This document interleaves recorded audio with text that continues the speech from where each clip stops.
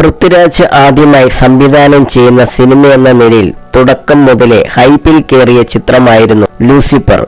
ഒടിയൻ എന്ന പരാജയ ചിത്രത്തിന് ശേഷം മോഹൻലാലിന്റെ ഗംഭീര തിരിച്ചുവരവായിരുന്നു ലൂസിഫറിലൂടെ പ്രേക്ഷകർ കണ്ടത്. ബോക്സ് ഓഫീസിൽ കളക്ഷനൊപ്പം നിരൂപ പ്രശംസ നേടാനും ലൂസിഫറിന് സാധിച്ചു. ചിത്രത്തിന്റെ വൻ വിജയത്തിനു ശേഷം രണ്ടാം ഭാഗമായ എമ്പുരാനും അണിയറ പ്രവർത്തകർ പ്രഖ്യാപിച്ചിരുന്നു. മലയാളത്തിലെ ഏറ്റവും ചെലവേറിയ ചിത്രമെന്ന നിലയിൽ ഒരുങ്ങിയാണ് എമ്പുരാൻ. ഖുറൈഷി എബ്രാഹിം എന്ന അധോലോക നായകന്റെ ലോകത്തേക്ക് കൂട്ടിക്കൊണ്ടുപോകുന്ന ചിത്രമാകും എമ്പുരാൻ. വിവിധ രാജ്യങ്ങളിലായി ചിത്രത്തിന്റെ ഷൂട്ട് നടന്നുകൊണ്ടിരിക്കുകയാണ്.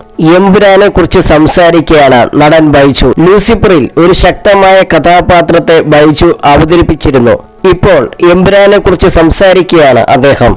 എമ്പുരാന് പ്രമോഷൻ ആവശ്യമില്ലെന്ന് പറയുകയാണ് ബൈജു. ലൂസിഫറിന് ശേഷം തനിക്ക് ഒരുപാട് സിനിമ വന്നുവെന്നും എന്നാൽ കോവിഡ് കാരണം അതെല്ലാം മുടങ്ങിപ്പോയെന്നും ബൈജു പറയുന്നു. ഇപ്പോൾ ഞാനിരുന്ന് ആലോചിക്കുന്നത് എന്നെ കൊല്ലാൻ വേണ്ടി മാത്രമായിരുന്നു ഈ കോവിഡ് വന്നു എന്നായിരുന്നു ബൈജു പറയുന്നു. സില്ലി മോങ്സ് മോളിനോട് സംസാരിക്കുകയായിരുന്നു അദ്ദേഹം.